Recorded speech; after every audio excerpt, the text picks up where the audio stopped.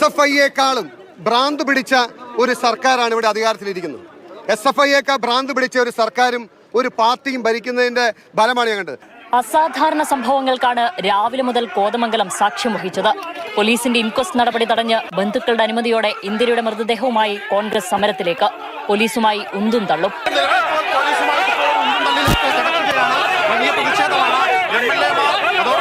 Dean Kuriakose MP, MLA മാരായ Mathew Kuzhalnadan, Eldhose Kunnappilly, DCC president Muhammad Shiyas തുടങ്ങി പ്രവർത്തകരും നാട്ടുകാരും കോതമംഗലം ടൗണിലെത്തി പ്രതിഷേധം തുടർന്നു.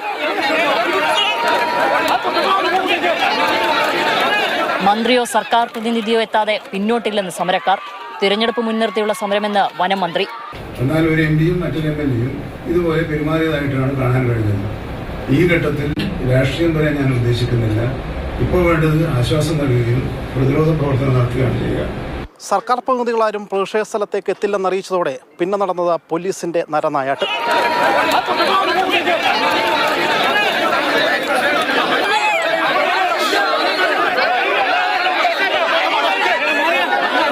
സമരക്കാരെ വലിച്ചിഴച്ച് വാനിൽ കയറ്റി.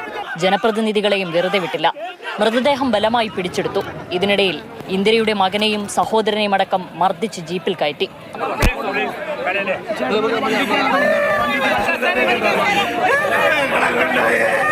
പിടിച്ചെടുത്ത മൃതദേഹം താലൂക്ക് ആശുപത്രിയിൽ പോസ്റ്റ്മോർട്ടത്തിനായി കൈമാറി. പ്രതിഷേധ പശ്ചാത്തലത്തിൽ ഇന്ദിരയുടെ കുടുംബത്തിന് അടിയന്തര ധനസഹായം ഉറപ്പാക്കിയെങ്കിലും യഥാർത്ഥ പ്രശ്നം ഇതുവരെയും അവസാനിച്ചിട്ടില്ല. ഒരു ജനതയുടെ സ്വൈര്യ ജീവിതത്തിന് വിഘാതമാകുന്ന വന്യജീവികളുടെ ആക്രമണത്തിന് അറുതി വരുത്തണം. ക്യാമറാമാൻമാരായ ശരത് അമ്പാട്ടുകാവനും മനോജ് മാടശ്ശേരിക്കുമൊപ്പം കൊച്ചിയിൽ നിന്നും ശ്യാംലി ശശിധരൻ, മാതൃഭൂമി ന്യൂസ്.